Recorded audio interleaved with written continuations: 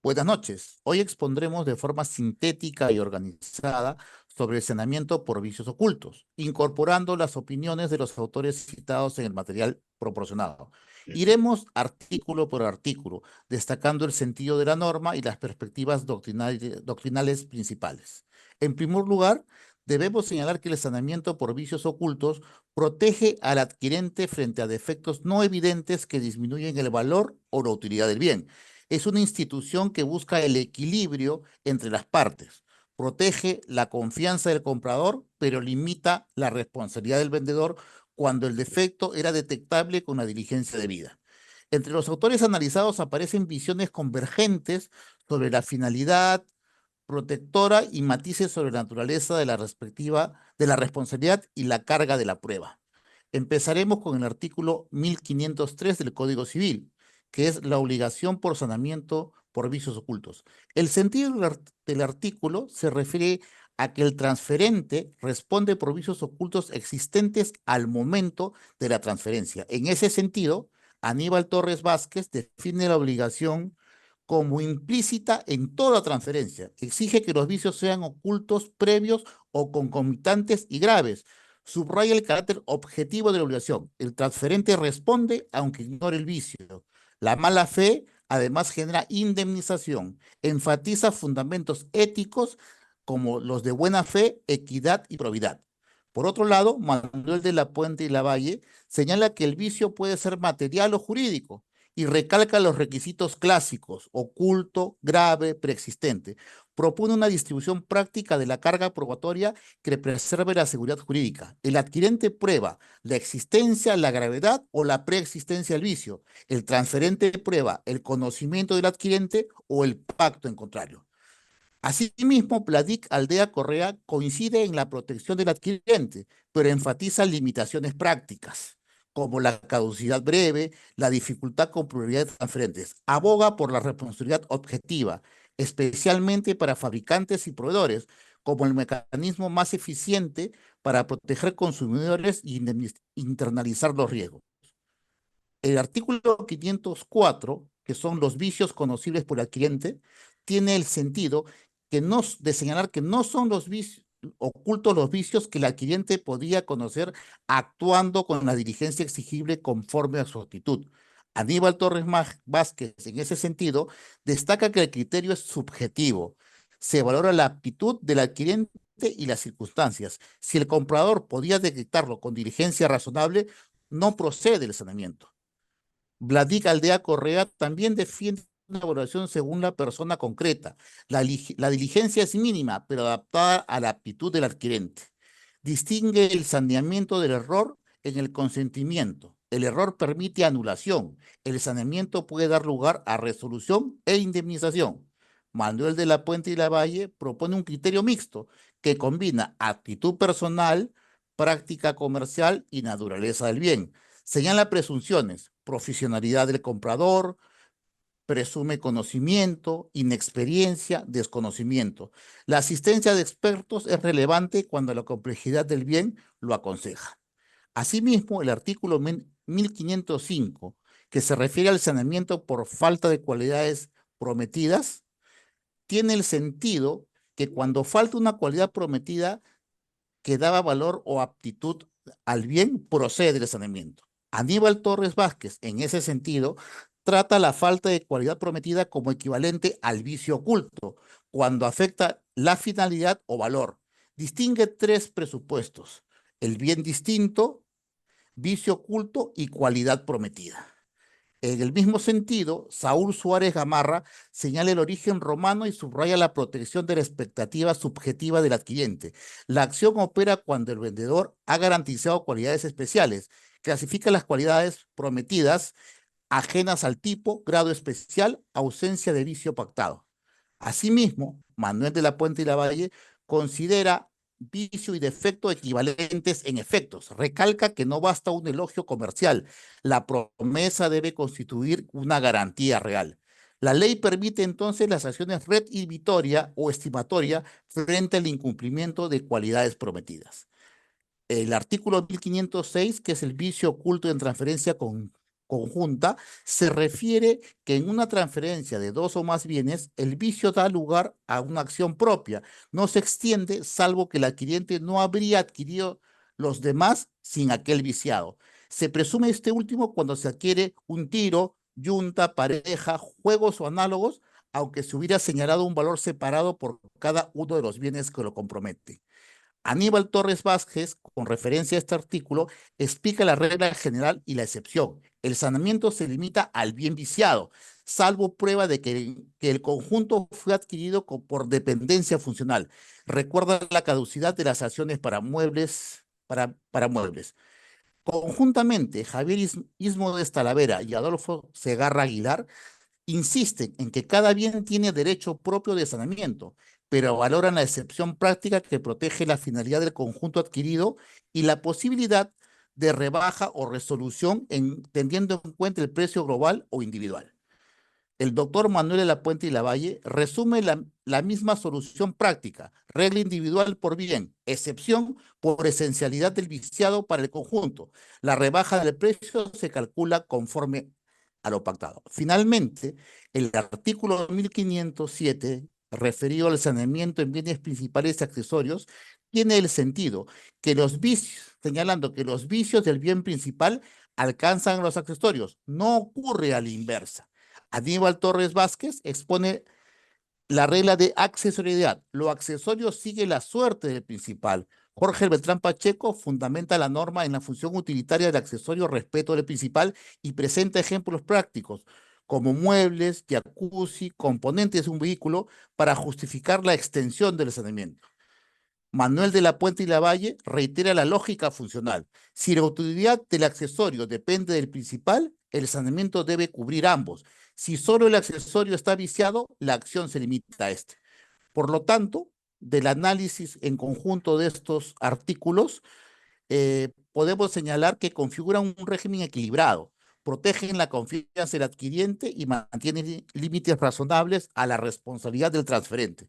Coinciden los autores en la finalidad protectora y en la necesidad de distinguir entre vicio oculto, falta de cualidad prometida y alit pro alio, es decir, la entrega de algo distinto a lo pactado o entrega de un bien que no está en condiciones de ser utilizado para su fin.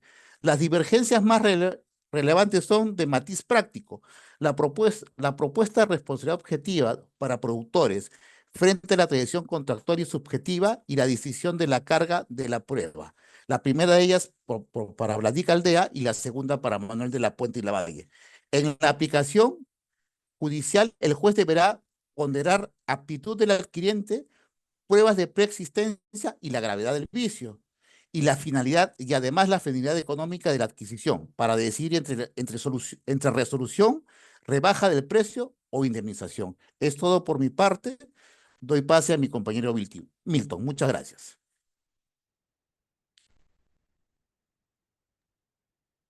Doctor y compañeros, muy buenas noches. Continuando con la exposición.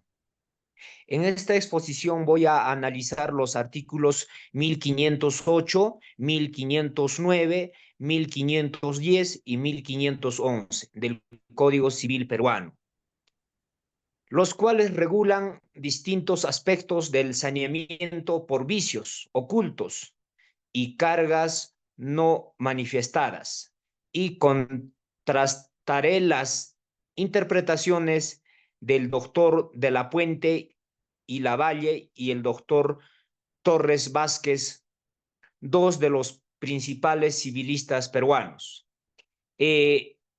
Comentando del artículo 1508, que se refiere sobre vicios en bienes fungibles.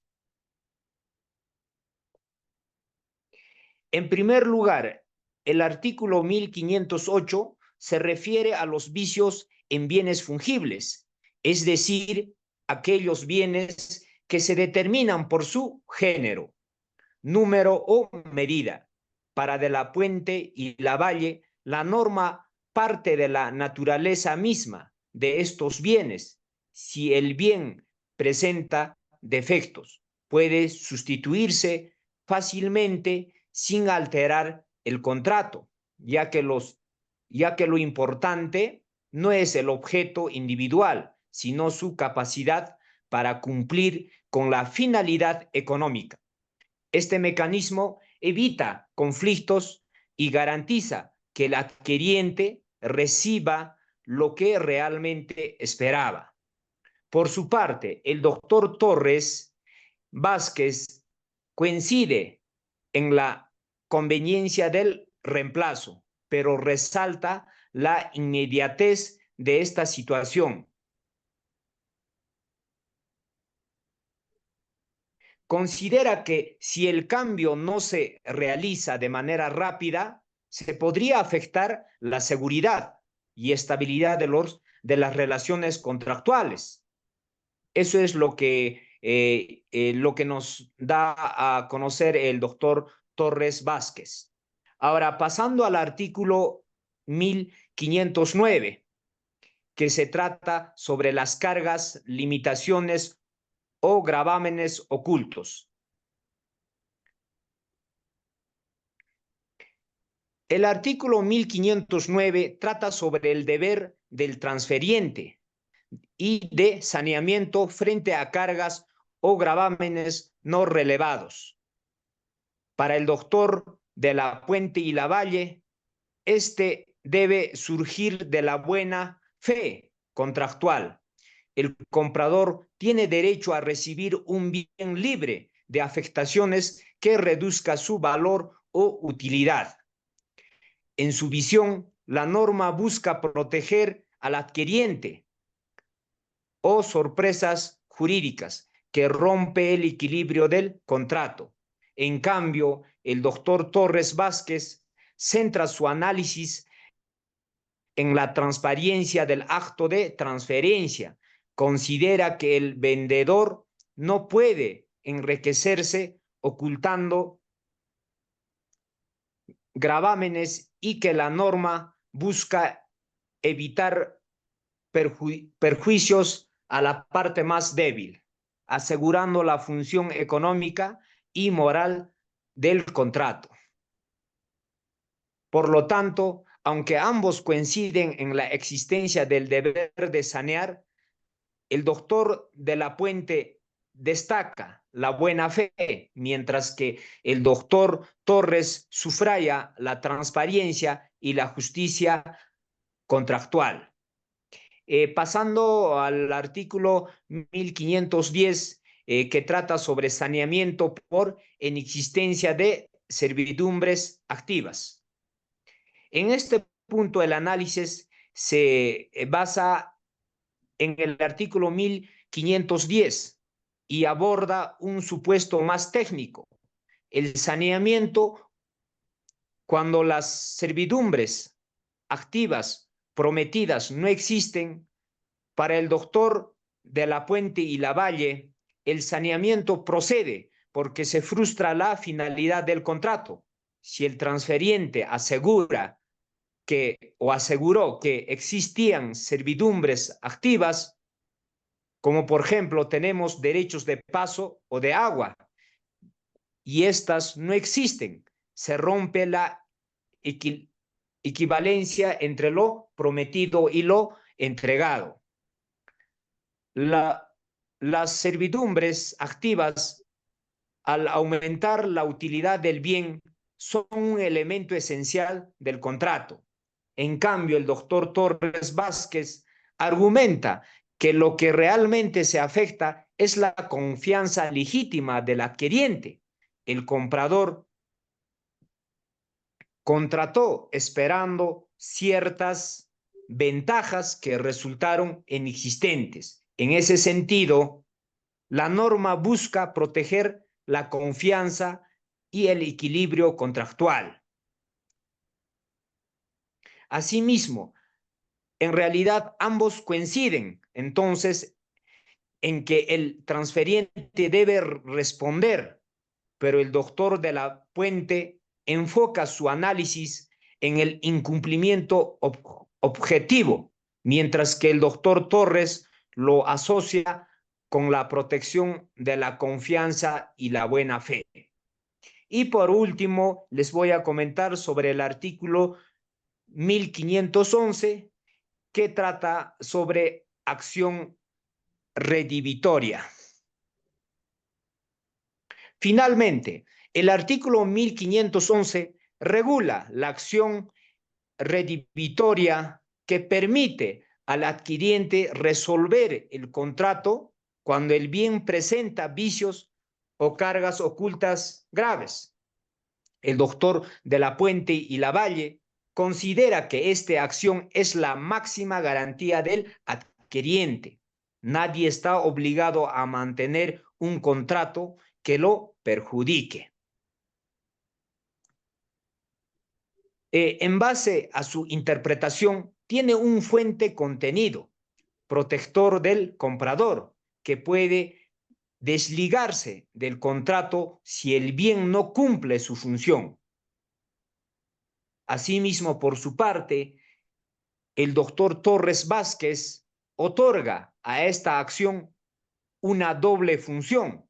No solo protege al adquiriente, sino que también obliga al transferente a cumplir fielmente con sus compromisos. En su visión, esta acción busca restablecer la justicia y el equilibrio entre las partes. Es decir, que ambos autores coinciden en que la acción redivitoria garantiza la equidad contractual, aunque con matices. El doctor de la Puente enfatiza el derecho a desligarse, mientras que el doctor Torres subraya o argumenta el cumplimiento y la responsabilidad del vendedor. Eso sería todo por mi parte, compañeros. Voy a pasar a mi compañero para que continúe la exposición. Muchas gracias, Milton. ¿Cómo estás? Buenas noches con todos. Justamente a mí me ha tocado desarrollar los artículos 1512 al 1515 del Código Civil peruano, que regulan aspectos fundamentales del saneamiento por vicios ocultos. Analizaré el contenido y las interpretaciones doctrinarias de Beltrán, Ismores y Serraga, Manuel de la Puente y Lavalle y Aníbal Torres Vázquez, resaltando las concordancias como las controversias que se presentan en torno a cada artículo. El artículo 1512, que es la restitución e indemnización, este artículo regula los efectos de la resolución del contrato cuando el bien presenta vicios. Los tres autores coinciden en que la norma combina restitución y resarcimiento, buscando colocar al adquiriente en la misma situación patrimonial que tendría si el bien no hubiera tenido el vicio.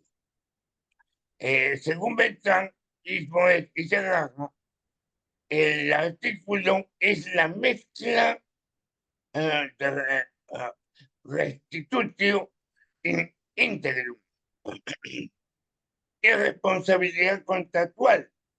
El transferente debe devolver el valor que el bien tendría como si no hubiera vicio, incluir intereses, tributos, frutos, pendientes e indemnizar si actuó con dolo o culpa. De la Puente sostiene una estructura similar, enfatizando que el saneamiento tiene naturaleza indemnizatoria y que frente a vendedores profesionales puede aumentarse la diligencia y revertirse la carga probatoria. Por su parte, Aníbal Torres subraya el carácter protector y reparador de la norma, aclarando que el deber del transferente no es reparar físicamente el bien, sino compensar económicamente el perjuicio, incluyendo daño moral en caso de dolo o culpa grave. En conjunto, todos coinciden en que el objetivo es reintegrar patrimonialmente al adquiriente, aunque difieren de la intensidad del resarcimiento y en los criterios probatorios frente a profesionales del comercio. El artículo 1513, que es acción estimatoria o quantum minoris, el artículo regula la acción estimatoria que permite al adquiriente conservar el bien, pero existiendo una reducción proporcional del precio. Los comentaristas coinciden en que esta figura es una alternativa a la resolución, ¿no?, con la misma finalidad reparadora. Beltrán, Ismoes y Segarra consideran que la reducción debe valorar no solo los aspectos objetivos del mercado, sino también la finalidad práctica de la adquisición. De la Puente comparte esta idea y destaca las dificultades probatorias en la cuantificación del daño, recomendando el uso de peritajes técnicos para asegurar precisión y equidad. El doctor Aníbal Torres, en cambio, pone énfasis en la flexibilidad de la acción, señalando que permite una tutela real y proporcional al perjuicio sufrido. Las principales diferencias surgen en el grado de subjetividad, permitiendo en la valoración, mientras De la Puente y los comentaristas del código buscan mayor predictibilidad, Torres prioriza la reparación plena, aunque implique cierta elasticidad en la prueba. El artículo 1514 habla de los plazos de caducidad. Este artículo establece los plazos para ejercer las acciones de saneamiento: 3 meses para bienes muebles y 6 meses para inmuebles, contados desde la recepción del bien. Los tres autores coinciden plenamente en que se trata de plazos de caducidad, no de prescripción, y que de esa naturaleza implica rigidez e imposibilidad de suspensión o interrupción. Beltrán, Ismoes y Segarra, por ejemplo, destacan la necesidad de seguridad jurídica, advirtiendo los problemas prácticos en ventas a distancia o entregas diferidas. De la Puente, por ejemplo, refuerza que la recepción es el punto lógico para iniciar el cómputo y que la norma protege al transferente de reclamos tardíos. Aníbal Torres, dice, aunque comparte esa visión, sugiere que los jueces podrían valorar excepciones objetivas en casos especiales, buscando equilibrio entre la seguridad jurídica y la justicia material.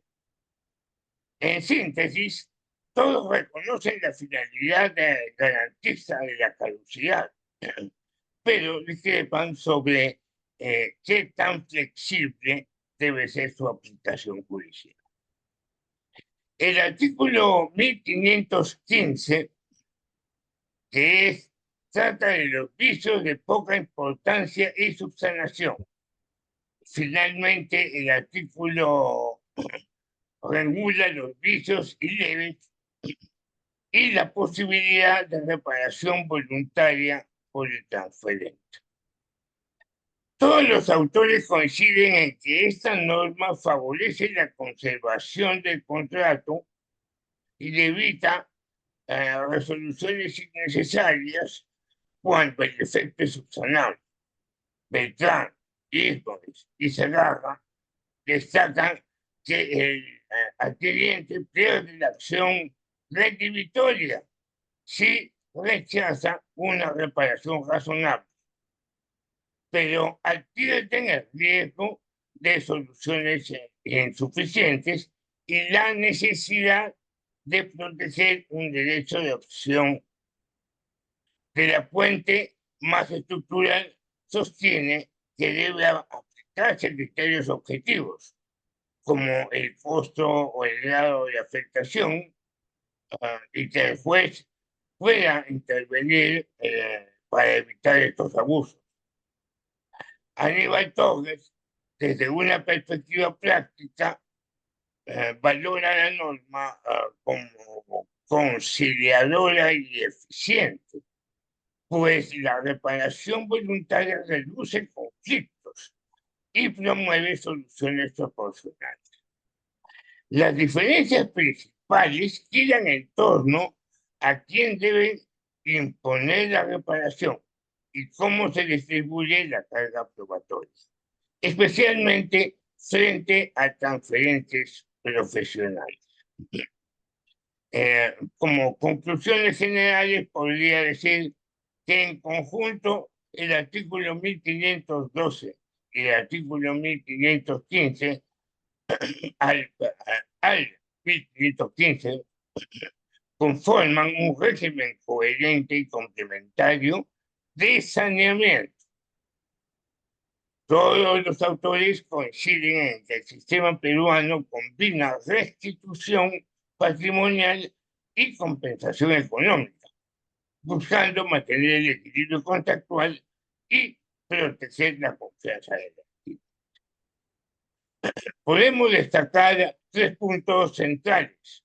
Uno doctrinal, donde los textos revelan una fuerte convergencia en principios esenciales, como la indemnización en el 1512, valoración funcional en el 1513, caducidad en el 1514 y preferencia por reparación en el 1515. Por otro lado, hay puntos de fricción, surgen diferentes en la subjetividad de la valoración, la carga probatoria frente a profesionales y la flexibilidad judicial frente a la caducidad y los vicios leves. Y el tono doctrinal, Beltrán, Híjoles y Segarra, el de la Puente, tienen una visión técnico-dogmática y probatoria, protectora, perdón, centrada en la función reparadora y preventiva del saneamiento. En definitiva, el régimen de saneamiento no solo responde a criterios jurídicos, sino también éticos y de equidad, consolidando la buena fe contractual como base del derecho civil peruano. A continuación, el compañero Cristian continúa con la exposición. Muchas gracias.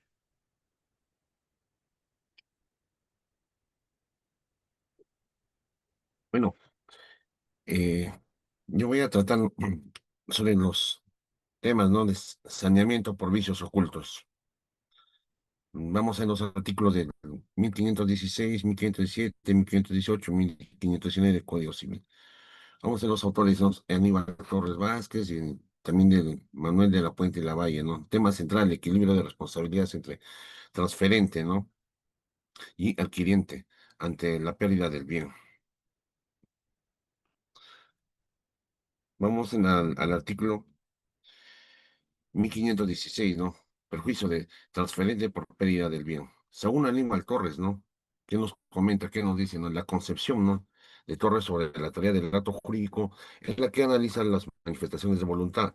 Es fundamental para enfrentar, ¿no? Entender el artículo 1516 en caso de la compra-venta del bien parcialmente ajeno, ¿no? Es crucial para determinar si el contrato es válido o si se puede rescindir también. En su obra sobre el Código Civil, Aníbal Torres, ¿no? Vázquez ha analizado la interpretación de los contratos, señalando que la buena fe del comprador es un elemento esencial para la validez, ¿no?, del contrato. Es un principio fundamental que guía la interpretación y aplicación, ¿no?, del derecho, ¿no?, contractual. También menciona sobre la compra-venta del bien ajeno, lo cual es abordado el tema de compra-venta del bien ajeno en sus obras. El autor considera que la validez o invalidez, ¿no?, de este tipo de contratos depende de la situación jurídica particular. Es un defensor de la interpretación sistemática de las normas, por lo que en el artículo 1516 debe entenderse en armonía con otros artículos del Código Civil, como las que tratan el saneamiento de evicción. Vamos a punto, ¿no? Manuel de la Puente ni la Valle, ¿qué nos dice en su obra, no? Sobre este contrato compra-venta, ¿no? De la Puente de la Valle profundice en sus aspectos relacionados con la pérdida del bien debido a vicios ocultos, un tema que se regula de manera específica, ¿no?, que es un artículo, ¿no? Su análisis sobre esta normativa rige en el cumplimiento del Código Civil, ¿no?, artículo 1516, y se basa en los siguientes puntos también. Vamos a ver, ¿no? Por ejemplo, ¿no?, la responsabilidad, ¿no?, del transferente, en lo cual el vendedor asume la responsabilidad del riesgo de la pérdida del bien. Si la causa es de, se detectó, ¿no?, un vicio oculto que existe en el momento de las transferencias. Los vicios ocultos son aquellos defectos graves, ¿no?, y no perceptibles, ¿no? A simple vista se afectan la nulidad del bien. Y a que haberlos, ¿no?, conocido el adquiriente, no había, ¿no?, concretado la compra y venta o habría pagado un precio menor. La aplicación del artículo 1516 nos permite, ¿no?, al adquiriente solicitar una indemnización por los daños de perjuicios sufridos, ¿no?, ya que esta pérdida total del bien debido a un vicio oculto es una consecuente, ¿no?, de la inejecución de la obligación o sus otras normas del Código Civil que regulan la teoría del riesgo y el incumplimiento de las obligaciones en contratos con prestaciones, ¿no?, recíprocas, tema que él mismo, ¿no?, ha desarrollado en profundidad.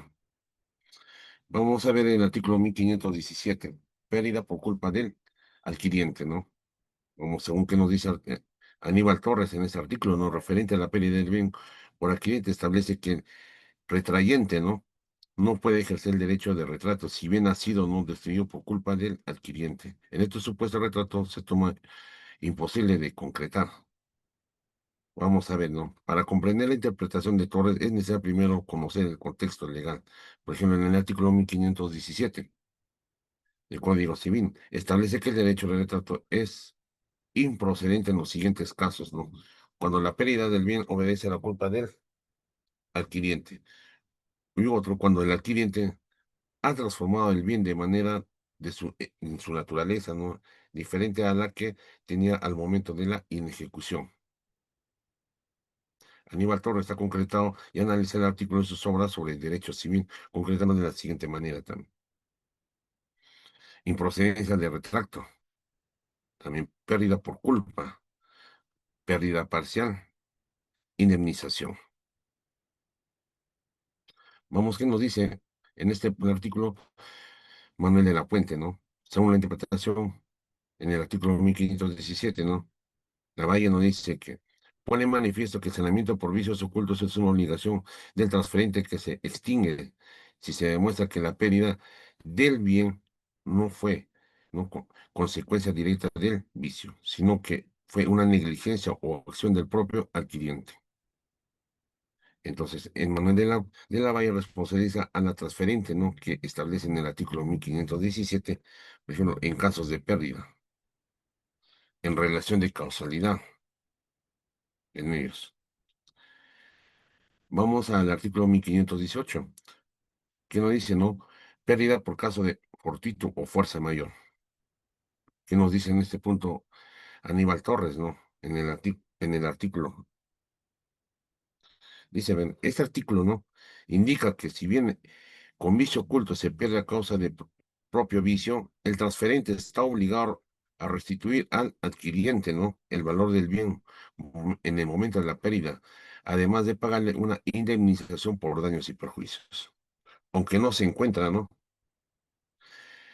una, ¿cómo se dice?, una glosa específica de Aníbal para este artículo, su enfoque sobre todo fortuito y la fuerza mayor de la responsabilidad civil contractual es clave para entender, interpretar la norma. Vemos en este caso, ¿no? Vamos, el caso fortuito y fuerza mayor como inexistentes de responsabilidades. También diferencia de pérdida por vicio. También justificación de la liberación del transferente también. También si la pérdida de este caso fortuito o fuerza mayor. Y también si la pérdida es por propio vicio oculto también. ¿Y qué nos dice la Valle en este artículo de 1518, no? El Código Civil peruano establece que la transferente queda liberado de responsabilidades si el bien, ¿no? Por un vicio oculto se pierde por un caso fortuito o fuerza mayor. Esta explicación previene un análisis, ¿no? Detallado por el jurista peruano realiza sobre el Código Civil, en la que aborda, ¿no? Las implicancias de la pérdida del bien y la exoneración de responsabilidades del contrato de compra y venta. En resumen, vamos a ver lo que nos dice, pues una clase del artículo, ¿no? Condición del bien, exoneración de responsabilidades, fundamento. Bueno, en el fundamento podemos decir, ¿no? Una pérdida de vicio persistente, ¿no? O una causa de voluntad de transferencia que no puede ser evitada, claro. Vamos vamos al artículo 1519, renuncia, ¿no? A saneamiento por vicios ocultos. En este punto, Aníbal Torres, ¿no? ¿Qué nos dice, no? En el código, la renuncia por vicios ocultos se interpreta de la siguiente manera. Permite la renuncia, devolución de contraprestación. Eso es un punto muy bueno. En eso, ¿no? El cliente, ¿no? Comprador renuncia al saneamiento del bien. Si pierde un vicio oculto en la transferencia, debe devolver el dinero recibido, ¿no? A menos que el contrato se haya renunciado expresamente también a la devolución. De ahí vamos a la invalidez de la renuncia por mala fe. También al carácter dispositivo de la norma. Entonces, en esto vemos los puntos que nos dice Aníbal Torres, ¿no? Libertad contractual, límite de la renuncia, doble de renuncia, conocimiento del vicio. Es lo que nos dice la Torre. Y con respecto a Manuel de la Puente, ¿no? Un jurista muy bueno que nos dice, esta exclusión de obligación sanamente, ¿no? Por vicios ocultos, el transferente sigue obligado a devolver, ¿no? La contraprestación si el bien pierde a causa de dichos vicios.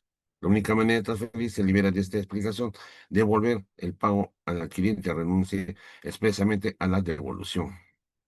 Los análisis de la imputación dice el pacto de no saneamiento, devolución de la contraprestación y renuncia expresa. En resumen, vamos al, a la Valle que nos dice que equilibrar el principio, ¿no? Autónomo de la voluntad, ¿no? Permitiendo las renuncias del saneamiento con la protección al adquiriente, garantizando que el transferente no se beneficie de una pérdida causada por un vicio de que ya tenía conocimiento. Bueno, esa es esta parte y doy pase a mi compañero Gianmarco. Bueno, siguiendo con ese lineamiento, doctor, paso a explicar el artículo 1520, la nulidad de la renuncia al saneamiento.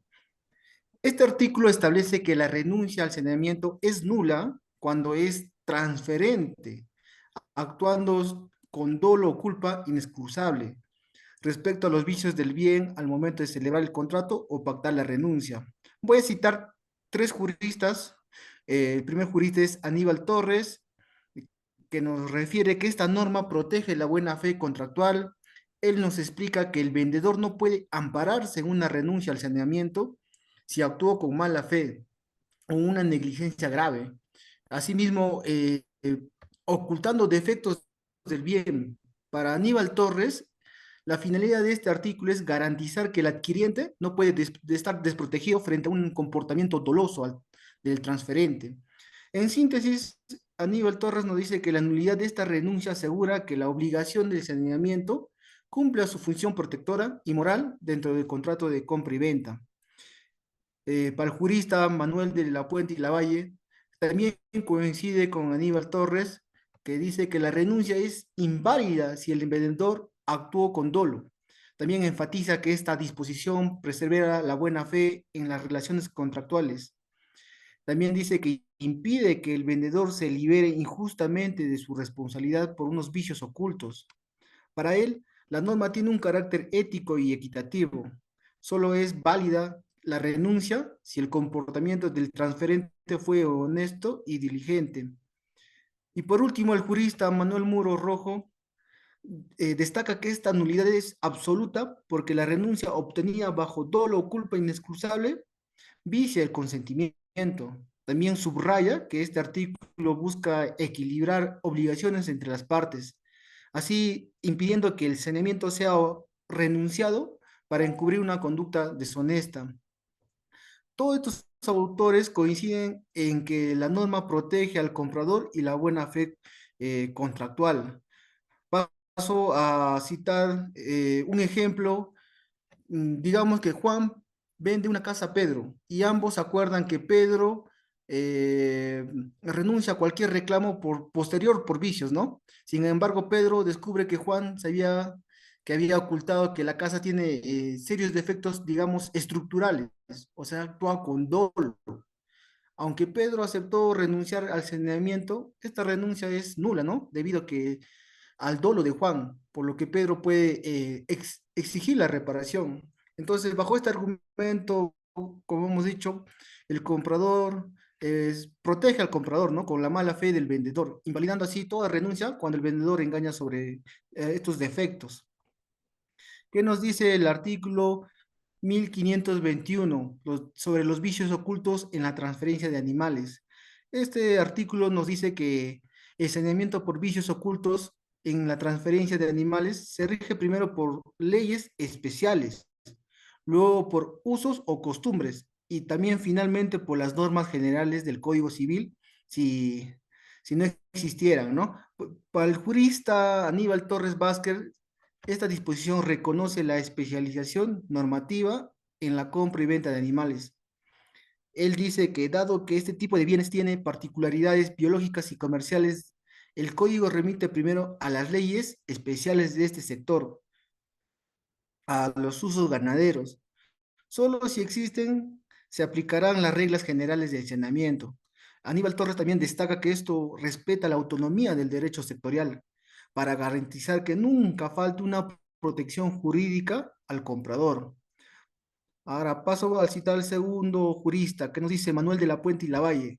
Manuel de la Puente y Lavalle nos dice que esta interpretación que el artículo introduce en una jerarquía normativa flexibiliza, que adapta el régimen del saneamiento a la realidad del comercio animal. Para el jurista Manuel de la Puente y Lavalle, este sistema es escalonado ya que garantiza una seguridad jurídica y reconoce que los animales requieren una regulación propia. De esta forma, el derecho civil actúa como supletorio, ¿no? Así para preservar la coherencia de un sistema jurídico. Por otro lado, Manuel Muro Rojo enfatiza que esta jerarquía de las leyes especiales, los usos y, último lugar, las normas generales, nos asegura una protección progresiva. También destaca que este artículo busca armonizar la técnica jurídica con las prácticas del mercado ganadero, ¿no? Para así evitar vicios legales. En síntesis, nos dice que todos estos tres autores coinciden que este artículo de 1521 otorga flexibilidad y una coherencia a la regulación de un saneamiento en el ámbito animal. Paso al artículo 1522, en la improcedencia del saneamiento en una transferencia de animales. Este artículo nos señala que no hay lugar al saneamiento por vicio oculto en la transferencia de animales y ganado hecha en ferias, en subastas públicas o en ventas de caballería de desecho, ni en circunstancias equivalentes. Para el jurista Aníbal Torres Vázquez, esta norma excluye la posibilidad de reclamar un saneamiento en estas ventas porque el comprador asume el riesgo al participar en un acto público, donde se puede observar directamente el bien. En ferias o subastas, el carácter competitivo y la exposición pública permite al adquiriente conocer el estado del animal. Por ello, la ley limita la responsabilidad del vendedor, así fomentando la agilidad y una transparencia comercial. Ahora, para el jurista Manuel de la Puente y Lavalle, él nos interpreta que la improcedencia del saneamiento tiene una finalidad del orden público. el comprador, al adquirir en una feria o subasta, él acepta el riesgo de vicios ocultos y el vendedor queda liberado de responsabilidad. Esto favorece la celeridad y una seguridad en las transacciones mercantiles, así para evitar conflictos innecesarios y siempre proteger la dinámica del mercado ganadero. Por su parte, el jurista Manuel Muro Rojo, él refuerza que esta norma se base en la asunción de riesgo. En estas ventas públicas, el comprador no puede reclamar saneamiento porque tuvo oportunidad de inspeccionar el bien. La finalidad de esta norma es proteger siempre la estabilidad y la confianza, básicamente entre las operaciones comerciales, así para priorizar una transparencia sobre el reclamo posterior, ¿no? Bueno, en síntesis, todos estos tres autores coinciden que este artículo limita la responsabilidad del vendedor en unos contextos públicos donde el comprador tiene suficiente información. Y en el artículo 1523, en este artículo de 1523 nos dice que en los casos que el transferente, el buen funcionamiento del bien durante cierto tiempo, el adquiriente debe comunicar el defecto dentro de los 7 días de descubierto y puede entablar la acción dentro de 2 meses siguiendo esta comunicación. Para el jurista Aníbal Torres Vázquez, nos dice que esta disposición introduce una responsabilidad temporal especial, distinta del saneamiento clásico. También nos dice que los plazos breves garantizan siempre una seguridad jurídica y evitar dilataciones, así fomentando una pronta solución de controversias, ¿no? Para Aníbal Torres nos dice también y menciona que esta redacción de códigos se produjeron por los plazos originales para adaptar a la dinámica comercial moderna. Ahora, para Manuel de la Puente y Lavalla, también coincide con Aníbal Torres, entre los plazos estrictos que siempre responden a la necesidad de una certeza y equilibrio contractual. También nos explica que la garantía de un buen funcionamiento siempre protege al comprador, pero dentro de unos límites razonables que también amparan al vendedor, ¿no? Para él, esta norma siempre va a representar un avance en la modernización de derechos de contratos, al combinar siempre la protección y la eficiencia. Y bueno, finalmente para Carlos Míspera Gálvez, este jurista resalta que la garantía de un buen funcionamiento es convencional y temporal, y distinta del saneamiento tradicional. Los plazos de los 7 días y los 2 meses siempre van a buscar evitar reclamaciones como tardias, ¿no? Que perjudican un equilibrio entre las partes. Para este jurista, esta norma siempre va a fomentar la celeridad y una certeza en las transacciones, así para consolidar siempre la confianza entre el comprador y el vendedor.